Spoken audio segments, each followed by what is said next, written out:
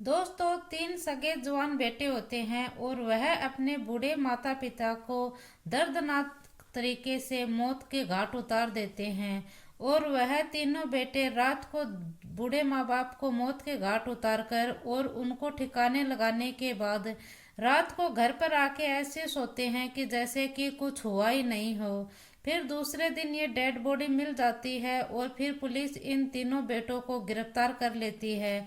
जब पुलिस इन तीनों बेटों को पकड़ती है और पकड़ने के बाद जब इनसे पूछताछ करती है, फिर पुलिस इनसे पूछती है कि जिस माता पिता ने तुम्हें पाल पोस कर इतना बड़ा किया और फिर आखिरकार ऐसा क्या हुआ कि जिसके लिए तुमने माता पिता को ही इतने खौफनाक तरीके से मौत के घाट उतारा।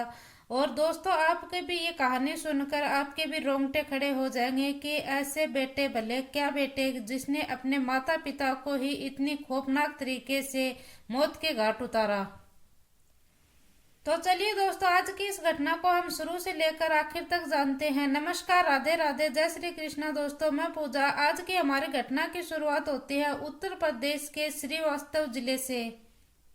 यहाँ का एक इकोना थाना लगता है। इकोना थाना क्षेत्र के अंतर्गत ही एक गांव पड़ता है और इस गांव का नाम है कोफा फोकर। और इसी गांव में 23 नवंबर के सुबह सुबह पर किसान वह अपने खेतों में जा रहे थे और वहां पर सड़क के किनारे झाड़ियों में ऐसा लग रहा था कि कोई दो व्यक्ति पड़े हुए हैं। जैसे ही वह व्यक्ति जो वह जाकर पास में देखता है तो वह देखता है कि गांव का जो पूर्व प्रधान है वह पड़ा हुआ है और इस प्रधान का नाम रोशन खान होता है। और दूसरी जो बड़ा हुआ व्यक्ति था, व्यक्ति नहीं वह महिला थी, वह उसकी पत्नी थी जिसका नाम होता है वसीला। और यह इन दोनों को पड़ा हुआ देखकर यहाँ पर हालत है, इस हालत में यह अचेत पड़े हुए थे और फिर इन दोनों को यहाँ से उठाया जाता है। और जो गांव के लोग हैं वह आनन फानन में इनको तुरंत हॉस्पिटल में पहुंचाया जाता है।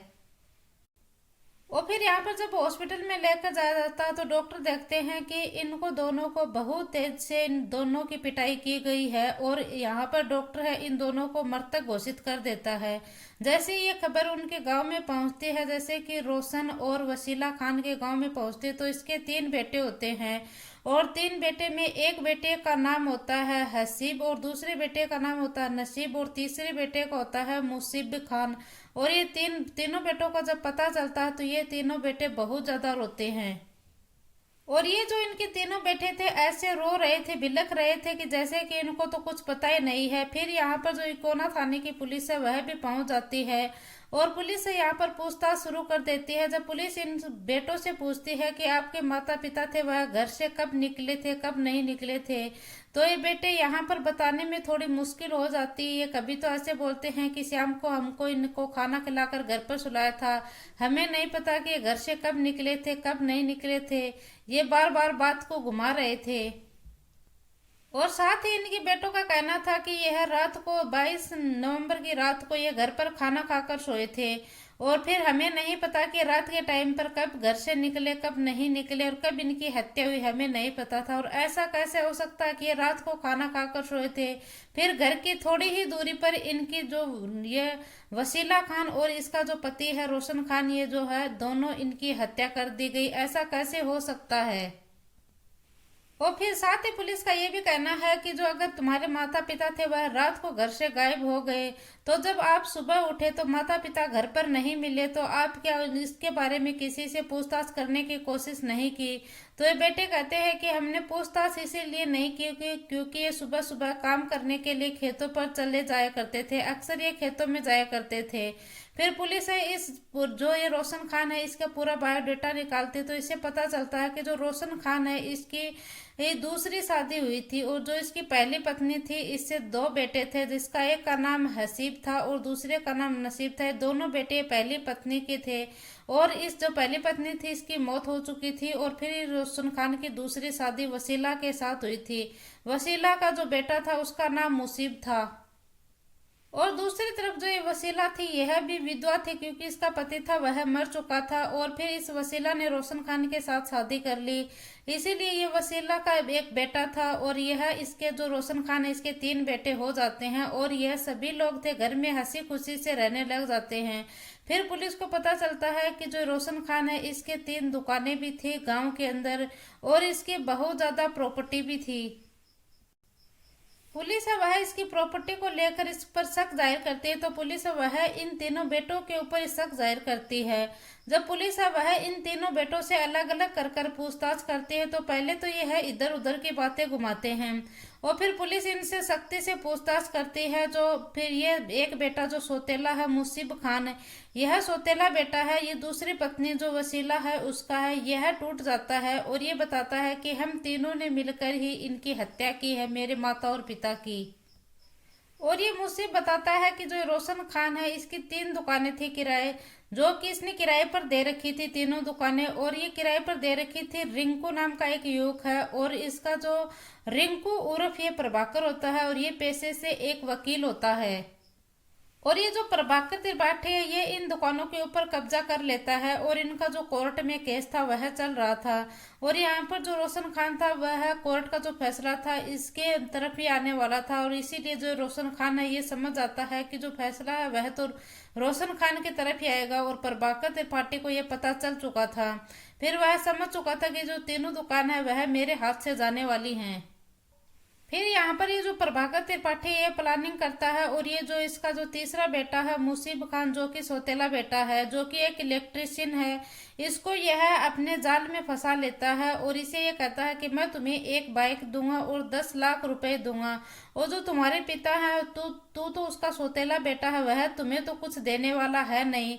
और वह अपने जो दोनों भाई हैं उनको भी वह अपने प्लानिंग में शामिल कर लेता है और अपने माता पिता को रास्ते से हटाने की बातें करने लग जाते हैं ये तीनों भाई। और ये वकील साहब है ये कहता है कि आगे जो रजिस्ट्री का काम होगा और ये सारा वगैरह काम है ये है मैं देख लूंगा। और फिर ये जो तीनों बेटे थे इन तीनों बेटों का 10-10 लाख रुपए का जो लालच था वह लालच आ जाता है और ये जो वकील है ये इन्हें एक बाइक और 10-10 लाख रुपए के जो देता है, इन्हें एकदम से यह ऐसा कर देता है कि जैसे कि मैं तो तुम्हें 10-10 लाख रुपए दूंगा और एक बाइक दूंगा और जो तुम्हारे माता पिता हैं इनके अगर यह दुकान आ जाएंगे तो ये बेच देंगे और इनको जो पैसे मिलेगा वह खा जाएंगे, तुम्हें तो ये कुछ देने वाले हैं नहीं, तो तुम ऐसा करो कि मैं तुम्हें 10-10 लाख रुपए भी दे दूंगा और एक बाइक भी दे दूंगा और अगर तुम्हारी जो दुकान है उनको भी मैं अच्छे दामों में बिकवा कर उससे भी मैं तुम्हें अच्छे पैसे दूंगा। तो ये जो तीनों बेटे हैं यह इस वकील के झांसे में आ जाते हैं और ये यहाँ पर लालच हो जाता है इनको। और फिर यहाँ पर जो ये तीनों बेटे थे यह बांस की लकड़ी लेते हैं और उससे अपने माता और पिता के सिर के ऊपर ताबड़तोड़ वार करते हैं और यह ताबड़तोड़ वार इस तरह करते हैं कि जैसे कि उनके माता पिता की हत्या कर देते हैं और ये हत्या कर कर रात के समय में ही अपने माता पिता को घर से थोड़ी दूर ही ले जाकर झाड़ियों में ये फेंक देते हैं। और जो माता पिता थे वह समझ ही नहीं पा रहे थे कि आखिरकार जिन बेटों के लिए हमने प्रॉपर्टी रखी थी, जिन बेटों को हमने पाल पोस कर इतना बड़ा किया था, आखिरकार वही आज हमारे दुश्मन बन गए हैं।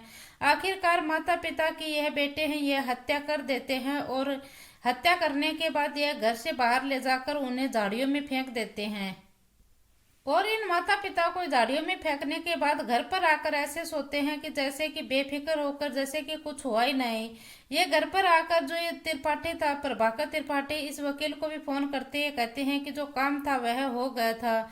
और यहाँ पर पुलिस है वह सीधे समझ जाती है, पुलिस है वह पहले तो बेटों को गिरफ्तार करती है। जब पुलिस बेटों से पूछताछ करती है तो बेटे पहले तो यहाँ पर थोड़ी बहुत इधर उधर की बातें घुमाते हैं और फिर पुलिस सख्ताई से पूछताछ करती है तो ये यहाँ पर अपना जुर्म कबूल कर लेते हैं।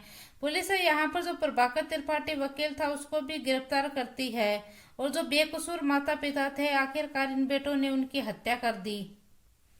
और दोस्तों ऐसा करने से इन्हें मिला कुछ भी नहीं, सिर्फ इनको बदनामी मिली है और शायद जिंदगी में यह कभी जी भी नहीं पाएंगे। अगर ये सही से रहते तो ये पैसे भी इनके ही थे और ये जो प्रॉपर्टी थी यह भी इनके थे, अपने माता पिता के साथ ये सही से रहते। तो दोस्तों आप इस घटना के बारे में क्या बोलना चाहेंगे, अपनी राय कमेंट बॉक्स में जरूर देना। दोस्तों इस पूरे घटनाक्रम का सुनाने का उद्देश्य मेरा किसी को दिल को ठेस पहुंचाना नहीं, किसी को परेशान करना नहीं है, बल्कि आपको जागरूक करना है, सचेत करना है। जय हिंद, जय भारत।